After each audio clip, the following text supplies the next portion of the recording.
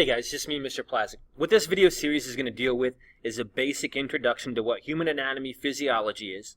That's the first thing we're going to take care of. Then we're going to delve into the major organ systems of the body.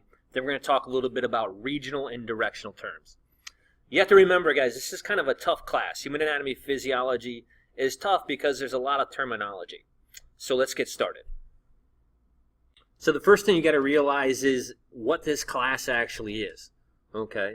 This class is human anatomy and physiology, okay? So the anatomy portion of it is going to be the study of the structure and shape of the body. The key to this is anatomy is the structure, all right? So that's the big key, is anatomy is going to be the study of the structure of the body, okay? So this is going to be where things are located at, what they look like, all right? That's going to be that structure component of it. And then the physiology component is how these parts work or how these parts function. So physiology is the function. So human anatomy physiology is going to be the study of the structure of the body and the function of the body. All right? The structure is going to affect the function of that particular organ or thing that we're looking at. So you kind of have to learn about, well, they kind of go hand in hand, and that if the structure isn't correct, then the function's going to not work correctly. So that's what this class is about. It's anatomy and physiology, the structure and the function of the body. Now, next thing we got to take a look at is the levels that we're going to study anatomy at. So you might take a class in the college setting that's called gross anatomy. And gross anatomy is going to be very large structures. They're easily observable. You can see them with the naked eye. So this might be something like looking at these organs of the digestive system. So this would be an example of gross anatomy here. And with gross anatomy, basically what's going to take place is, in gross anatomy, what I can do is I can see these major large structures that I'm going to take a look at. So this here would be like the structure of the, like I can see, this is the liver that's right here. This is the gallbladder. This is the stomach. But these are large structures that I'm going to take a look at when I'm looking at the human body. Gross anatomy are easily observable, large structures that we're taking a look at with the body that you can see with the naked eye. The opposite of gross anatomy is going to be microscopic anatomy. And with microscopic anatomy, what we're going to take a look at is we're going to take a look at things that you cannot see with the naked eye. So in microscopic anatomy, these structures cannot be seen with the naked eye that we're taking a look at. So that is going to be our microscopic anatomy. This might be taking a look at something at the cellular level. Here we can see I'm taking a look at cells, okay, that are located in the gastric pit of your stomach. So here I can take a look at and I can see that, oh, these are cells that are located here. This would be like microscopic anatomy, taking a look at each one of these little individual cells that are there. So that's going to be your microscopic anatomy. They're not easily observable. This might be like your histology that you get into when you're looking at tissues and things at smaller levels than that as well.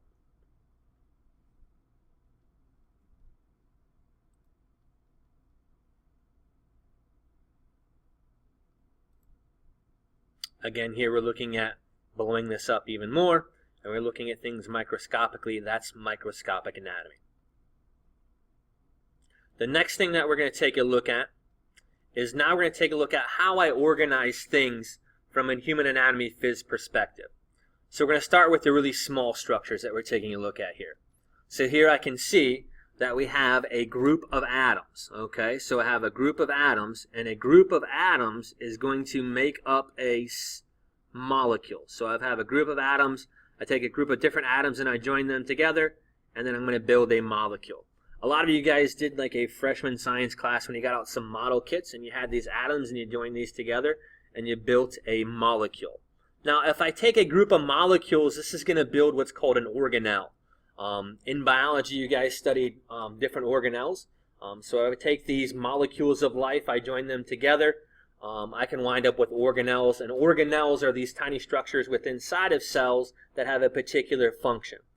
We talked about the mitochondria, the nucleus, the rough ER, the smooth ER. All these little tiny structures that are within the cells are called organelles. If I take a group of different organelles and I join them together, then I'm going to wind up with what is called the cellular level. So at the cellular level, this is where I'm going to find life at. This is where I'm going to find life at, is at the cellular level. So this example here would be a smooth muscle cell. So right here is a smooth muscle cell that we're looking at. And we have a variety of different cell types in our body. We have a variety of different, we have epithelial tissue, we have nervous tissue, we have connective tissue. So we have this whole variety of different tissues in our body that are composed from cells. So if I have a cell, and then I take a cell and I join it with another similar type of cell, that's when I get to the tissue level. All right, so this is the tissue level. All right, and we talked about those different tissue types that I have. I have muscle tissue, I have epithelial tissue, I have connective tissue, I have nervous tissue, and these tissues are subdivided into more and more categories as we go down. For instance, I can break down muscle tissue into smooth muscle. I can break it down into cardiac muscle. I can break it down into skeletal muscle.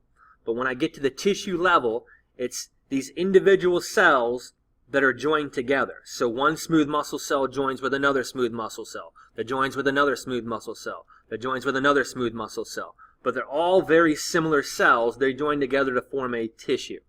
Now if I take groups of different tissues and I join them together, so I take a little epithelial tissue, join it with a little bit of connective tissue, join it with a little bit of nervous tissue, then I'm going to wind up with what we call an organ. So an organ is a group of different tissues that have been joined together.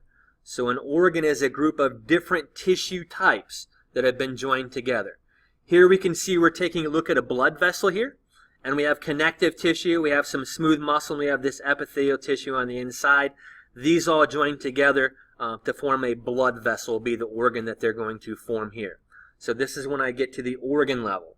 Now if I join all these organs together, then I'm going to wind up with the organ system. So if I join all these organs together, then I'm going to wind up with the organ system, is what I'm going to do. And the organ system is a group of different organs.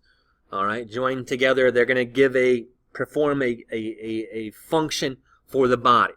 All right, so if I take my heart and I take all those tubules, those arteries and veins that are associated with the heart, all right, now I'm going to have my cardiovascular system.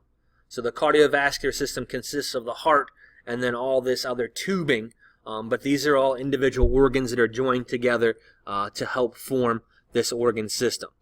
Now if I take all these organ systems and I join them together, I'm then going to wind up at the individual. Okay, so if I take all 11 organ systems and I join them together, that's how I get to you. And that's what we're going to study in this class. We're going to study things at the small level, the gross anatomy. We're going to study it at the microscopic anatomy. We're going to study things at the cellular level. We're going to study things at the organ level. We're going to study things at the organ system level as well. So you have to know the basic way that we set life up is, this is a great little diagram here to take a look at. This kind of shows you everything that we just talked about. A group of atoms build a molecule. Group of molecules is going to build an organelle, is going to be in this stage right here, is going to be that organelle. And then we're going to build a cell. A group of similar cells builds a tissue. A group of similar tissues is going to build, a group of different tissues is going to build an organ. And then a group of these different organs together is going to build an organ system. If I take these 11 organ systems and join them together, that's when I get to the individual organism or human being that we talk about. So now we're going to take a look at these 11 major organ systems. We're going to try to get to the variety of these, the majority of these in class throughout the year, depending upon how the year goes. We may get through all 11 of these, or we just make it through and learn about 10 of these. But we're going to do our best to learn about these major 11 organ systems. What I expect you to know is just the basics of these organ systems for this first unit that we're dealing with, is just kind of know the basics of kind of what the organ system does, and then kind of some of the major organs within that organ system. So the first organ system that we have is my favorite organ system. When you get to my level, you kind of have like, oh, you get kind of nerdy and you're like, this is my favorite organ system. My favorite organ system.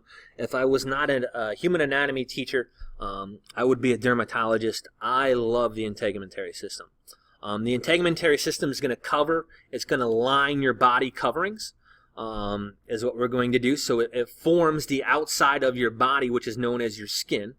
That's the integumentary system. It's also going to protect deeper tissue from injuries, the function of it.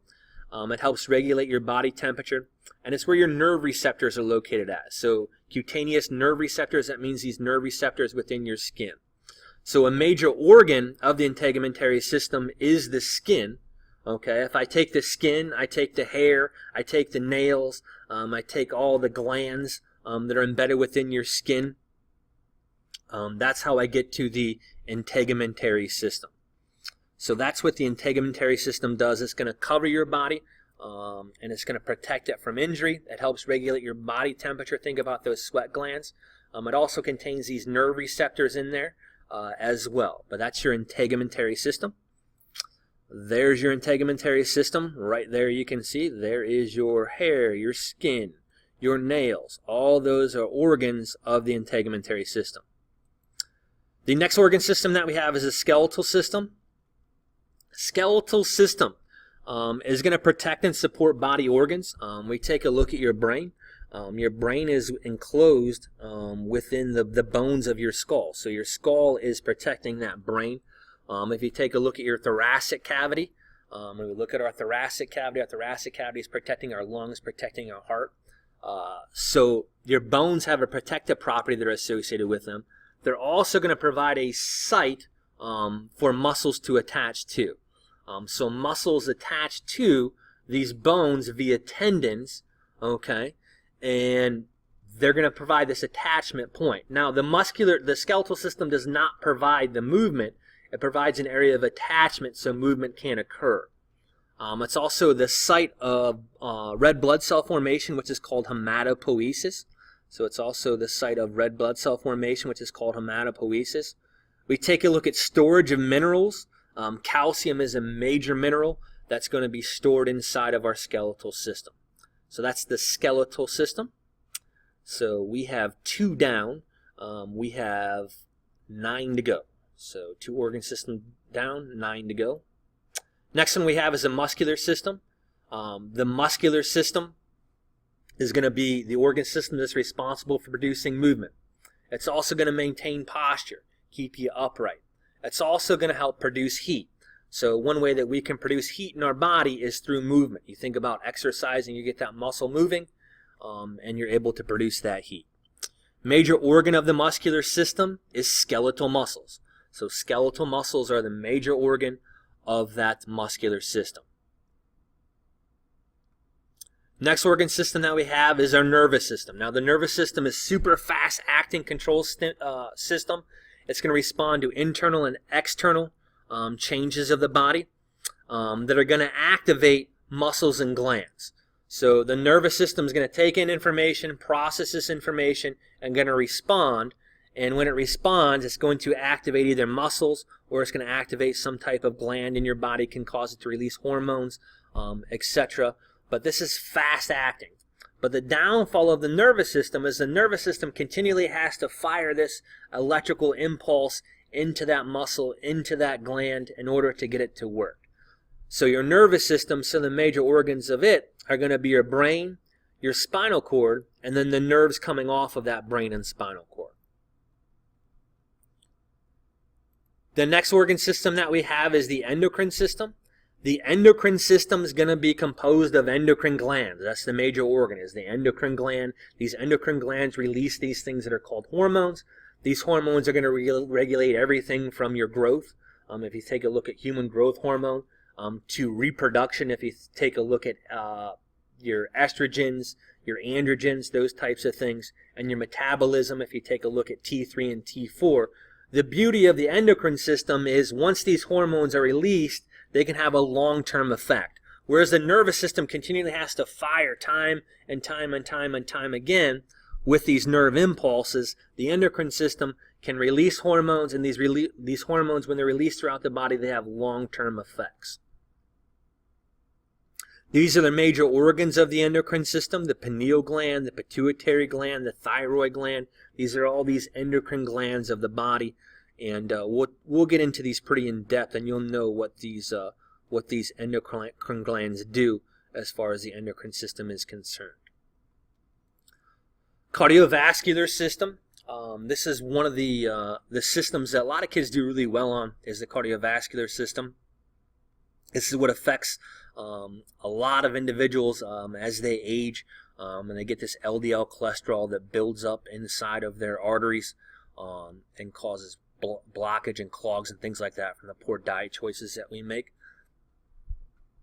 So the cardiovascular system's major function is going to be to transport materials in the body via blood that's going to be pumped by the heart. The pumping system is going to be the heart.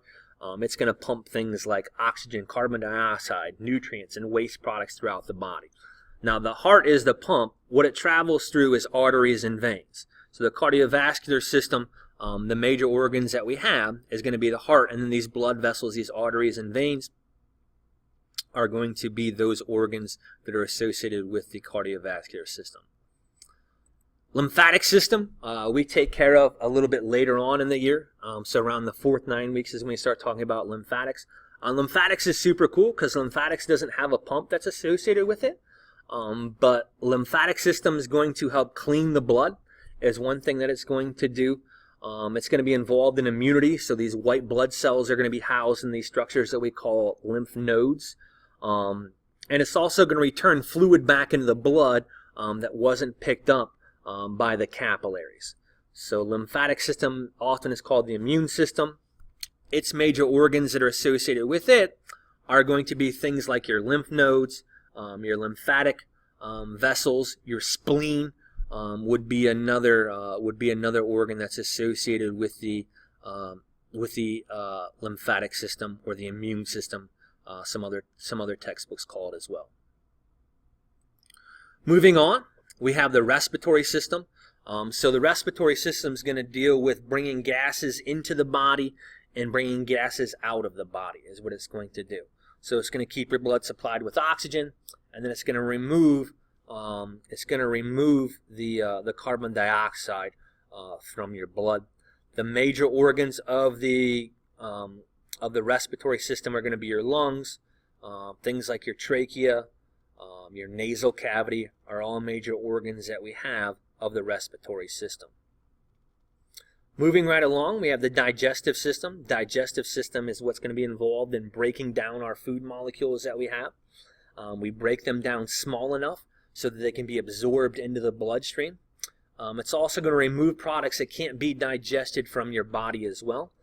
This indigestible material is going to come out as feces. The major organs that we have of the digestive system are going to be things like your oral cavity, your esophagus, your stomach, your small intestine, your large intestine. These are all major organs that we have of the digestive system. So digestive system is going to be responsible for the breakdown of food and breaking down small enough. Those molecules get broken down small enough, get absorbed into the bloodstream. Those molecules that don't get broken down small enough end up coming out as feces. Urinary system. So we just dealt with the food molecules were dealt with by the digestive system. Liquid waste and things like that is going to be dealt with by the urinary system. So your urinary system is going to help clean your blood is what it's going to do. It's going to help eliminate nitrogenous waste products. So these nitrogenous base products that might be floating around in your blood are going to be released via the urinary system. It's also going to help regulate your water balance, and your electrolyte balance is all going to be regulated by your urinary system, as well as keeping the acid-base balance of your blood, as well as all going to be controlled by the urinary system. Urinary system, some of the major organs, well, the major organ we have is the kidney. You have the ureter, you have the urethra, you have the bladder, but these are all the major organs that we have of the urinary system. Then we have our reproductive system. Reproductive system's major job is to produce offspring. And that is in the male, the testes are going to produce the sperm. In the female, the ovaries are going to produce eggs, as well as these organs are both also going to produce hormones. The female is going to produce things like estrogen and things like that. The male produces androgens as well. So the reproductive organs are the major organ that are associated with the reproductive system. So next thing we're going to move into is directional terms. And what directional terms are basically terms that we're going to use to show the relationship, okay, of one structure in the body compared to another. Okay, so this helps us give the location of different things in the human body is what they're going to do. A lot of times, guys, they're going to be used in pairs, where one means one thing, the other thing means the other. We're assuming that the individual is in this anatomical position. So when we're using these directional terms, we're assuming that the individual is in this anatomical position. You can see in this picture right here, this is anatomical position right here. So this is anatomical position right here. And when I look at anatomical position, I can note that the individual is upright, okay, and their palms are facing outward. So their palms are facing outward, that we can see right here. Those are some of those keys that we have when we're dealing with anatomical position. So when we use these directional terms, we're assuming the individual is in this anatomical position.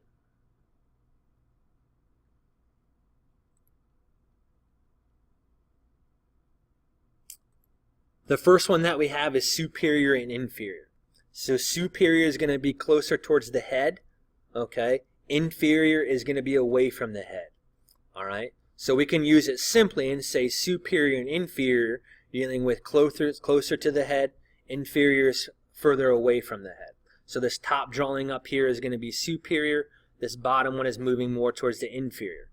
Or I can use superior and inferior when I'm talking about an organ or structure. The top part of the organ is going to be the superior portion. The bottom portion is going to be called the inferior. We might have heard about the superior vena cava and the inferior vena cava. So that is superior and inferior. The next term that we have is ventral and dorsal. Ventral is towards the front of the body, and then dorsal is towards the back side of the body. Now we use these terms ventral and anterior similarly in a human being we say ventral and anterior together, and we say dorsal and posterior together. Because remember, ventral means towards the front, okay, and dorsal means towards the back side when we take a look at it. This becomes a little bit different though when we talk about being a quadruped, which I'm going to talk about next.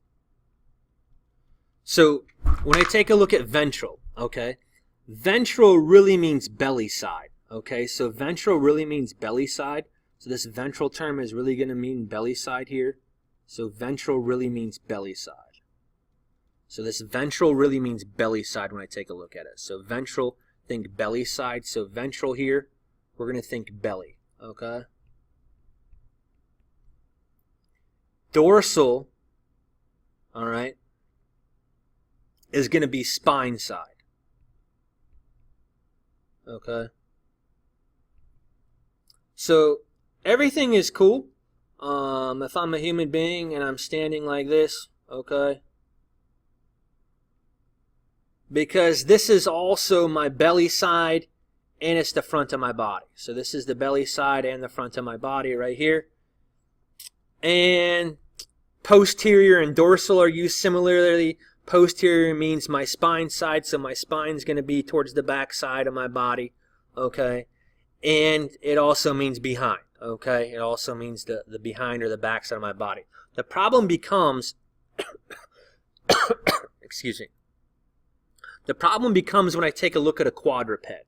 So what a quadruped is an organism like a kitty cat that's on all fours. They're right here. So here's my little kitty cat. All right, we'll give a little tail right here. We'll give a little nose. Okay, we'll give a little ears. All right. Give a little frowny face. Meow, meow. Okay, I'm sorry, kitty cat. All right. So when I take a look here, remember ventral means belly side. So this down here is going to be the ventral side.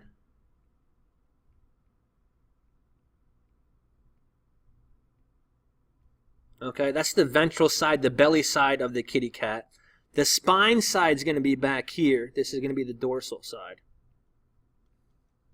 Okay, I'm sorry guys, first time using this pen, so I'm not a pro at it yet.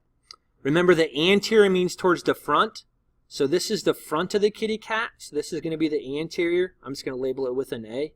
All right. This dorsal side is the back side of the kitty cat. So this posterior side is the back side of the kitty cat. So we're going to label this with a P. So you can see these terms are used similarly. Ventral and anterior are similar to one another when we take a look at a human being, but they're not the same when we're taking a look at a quadruped. So those of you guys that go into this veterinary medicine, you have to know ventral is going to be the belly side, the anterior is going to be towards the front, all right? And we have to know that dorsal is going to be the spine side, and then the posterior is going to be towards the back.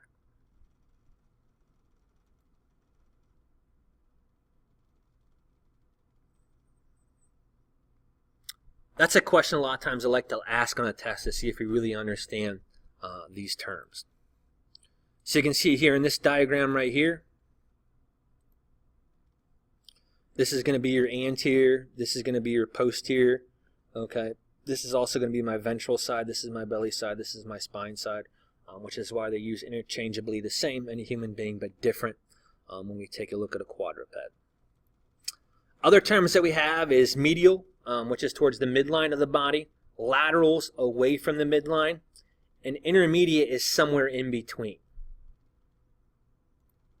So medial towards the midline, lateral away from the midline. If it's somewhere in that gray area, that is what we're going to call that intermediate. Proximal and distal. Proximal and distal are referring to the point of attachment. So proximal is going to be closer to the point of attachment, all right? Distal is going to be further away from that point of attachment, all right? If I take a look at my elbow is proximal to my phalanges, okay? My elbow is closer to the point of attachment, all right, than my fingers are. My fingers are more distal when I take a look at them. We use proximal and distal when we're taking a look at the same structure. So if we're looking at the leg, all right, you have a proximal area, which is going to be like your knee is proximal to your ankle. Your ankle is more distal, further away from that limb itself.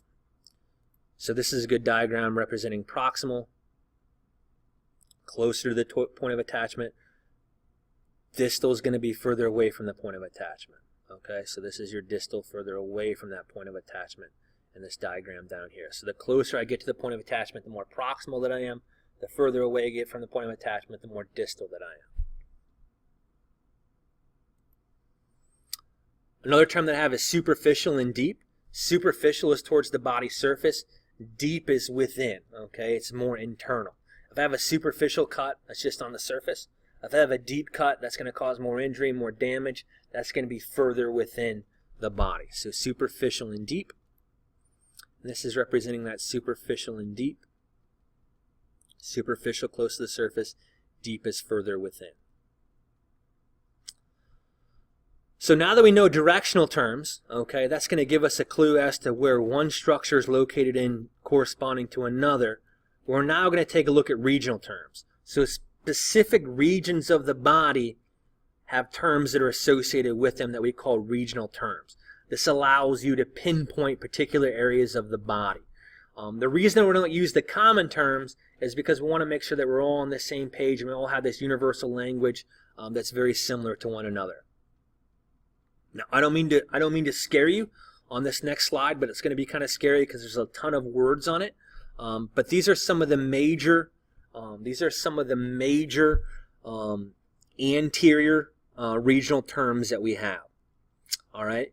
So I'm going to go through these relatively slow. So when I take a look at cephalic is referring to your head region. So your head region is your cephalic region. All right. Frontal is going to be more towards the forehead. Orbital is going to be closer to your eye. Nasal is going to be associated with your nose. Buccal is going to be associated with your cheek. So these are these terms that we just took care of right here. So these terms right here we just took care of. Right here is the terms we just took care of right here. So we just took care of this cephalic right here, this frontal, this orbital, this nasal, this buccal, and then oral is going to be associated with your mouth. Okay? So we just took care of all those terms right there. I expect you to know those. All right? Mental, I don't expect you to know. Cervical is going to be associated with the neck. So cervical is going to be the neck. So cervical is going to be the neck. Your thoracic, okay? Your thoracic area is going to be your chest area, okay? Within that thoracic area, you have the sternal, which is your sternum, and you have the axillary region, which is your armpit. Think Axe deodorant. Axillary, think this Axe deodorant. So axillary, think this Axe deodorant. All right? So axillary is going to be that Axe deodorant that we have there when we take a look at axillary. So axillary is going to be your Axe deodorant. That's going to be your armpit region is axillary.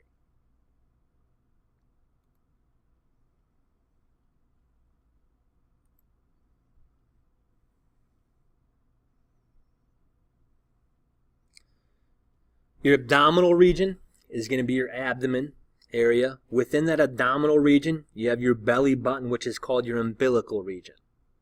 Moving beneath that abdominal region, you then have your pelvic region. In your pelvic region, you have your groin, which is called your inguinal, okay? Which is called your inguinal. Your pubic region is where your reproductive organs are located at. That's your pubic region that we have there. Moving over to the limbs. Moving over to the limbs that we have here. So these are the major limb terms that we have to know.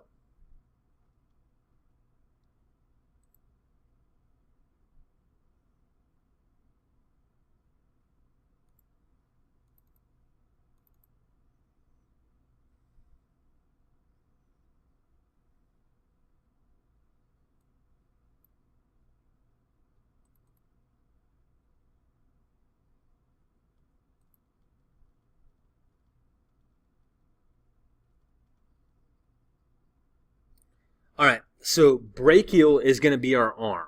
So the brachial region is just going to be another term for our arm that we have there. Within our brachial region, okay, we have the antecubital region, which is the front of the elbow.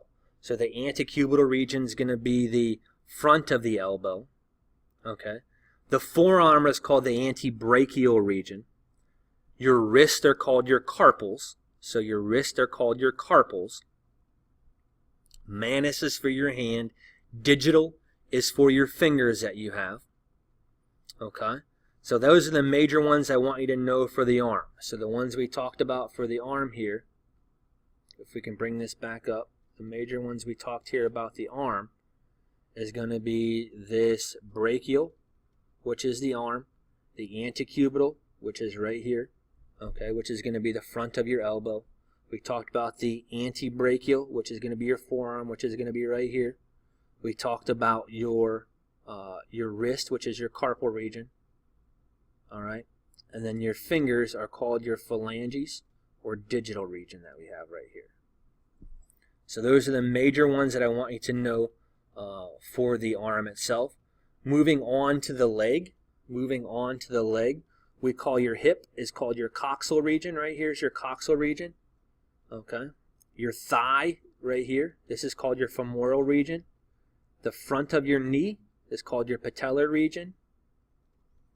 Your leg in general is called your curl, okay, region. Then you have your fibular region, okay. Your fibulary region is going to be out here, away from your big toe, okay. As we move down to your ankles are called your tarsals that are right here. And then you have your digital region right here, which is going to be your toes. As I move to the back of the body, so now as I move to the back of the body here, which is going to be the posterior side of the body, we have some more terms that we have to know. And they're not nearly as scary, okay? They're not nearly as scary that we have. Again, we have the occipital, we have the cephalic region. The cephalic region again is going to be, my head, but we have the back of the head. So now we have to deal with the back of the head here. So the back of the head is going to be called the occipital region. So the back of the head is going to be the occipital region here, is what we have. So the back of the head is going to be that occipital region.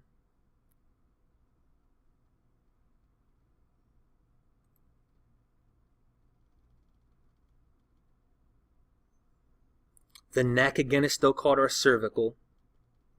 Scapular region is going to be where our scapula is located at. So the scapular region is going to be right where that scapula is located at. So this is my scapular region right here. Is my scapular region right here. My spine is my vertebral region. My lower back is called my lumbar region. My buttocks are called my gluteal region.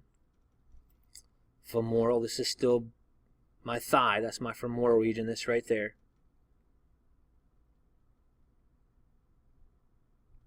I'm also going to take a look here at the back of my knee is called my popliteal region. So the back of my knee here is called my popliteal region that I have.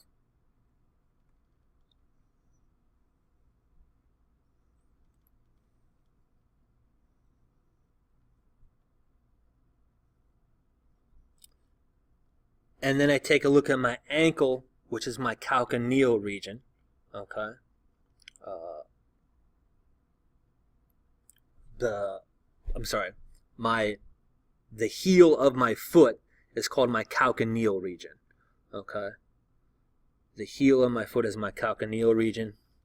And then where I plant at, if I'm planting my foot, that's my plantar region. So those are the major regional terms that you have to know of the human body. That's one thing you're going to have to study, and that's just doing note cards over and over and over and over again before you become comfortable with them. Same thing with the directional term. You can expect on your test to have an image of some sort. We have to name these regional terms, true-false type questions, where I'm going to ask you directional terms as well. And these come back to play continuously in human anatomy phys. We're knowing these regional terms can help you out on multiple choice questions later down the road, as well as these directional terms. So that's kind of a really important thing, is these regional and directional terms in this first unit that we're dealing with. The final thing I'm just going to take a look at is basic planes of the body. And if I were to cut the body in different planes, I'm going to get a different vision as to what I'm looking at. All right. So if I were to cut the body into equal if I were to cut the body into a right half and a left half, that's called a sagittal cut. Okay. If it's directly and it's equal right and equal left, we call it a mid-sagittal section. If I was going to cut myself right here and I'm just going to come straight down this way, this is going to be a mid-sagittal cut that's going to be right there. I'm dividing it into equal right and equal left portions of the body. All right. If I'm taking a look at a frontal cut, rather than cut this way, I'm now going to cut directly this way is how I'm going to cut. And I'm going to divide it into an anterior, okay, and a posterior section of the body. If I was going to divide the body into a superior and inferior portion, that's called a transverse cut. So me cutting across this way is going to have a transverse cut. All right, and these are going to give you different visions as to what you're looking at. If you're doing a dissection, or if you're looking at an MRI or some type of medical imaging, that you can see here is that I can see here is my mid-sagittal, then I have my frontal, and then I have my transverse that I'm taking a look at. So those are the major planes of the body that we can look at, and different imaging techniques. So I'm doing an MRI, I can look at it different ways and from different perspectives as to how I'm looking at that organ or that structure. If I'm doing a dissection, I'm going to get a different view if I cut something transverse as opposed to if I do that frontal cut or my mid-sagittal cut as well. The body also has major open spaces in it that we call body cavities. All right. There's the dorsal body cavities, okay, which consists of the cranial cavity that houses the brain and the spinal cavity that houses the spinal cord. On the ventral side of the body, you have the thoracic cavity. Okay, that's an open space. That's where your heart, your lungs are going to be located at. And then beneath that thoracic cavity, beneath that diaphragm, I have the abdominal pelvic cavity. And that abdominal pelvic cavity is going to house my digestive organs. They're not protected by bone. Whereas the thoracic cavity is protected by bone, that abdominal pelvic cavity is not protected by bone as well. So these are those major cavities that we have of the human body. They're depicted there. So that concludes, guys, your first unit that we dealt with. I encourage you guys to do note cards to study those types of things that are associated in this chapter, especially those regional and directional terms. Make sure you have those pretty good, and as well as those 11 major organ systems. And do not forget about that anatomical position. That's so important when we're using these terms. If you have any questions, don't hesitate to come and see me. I wish you guys the best of luck when studying.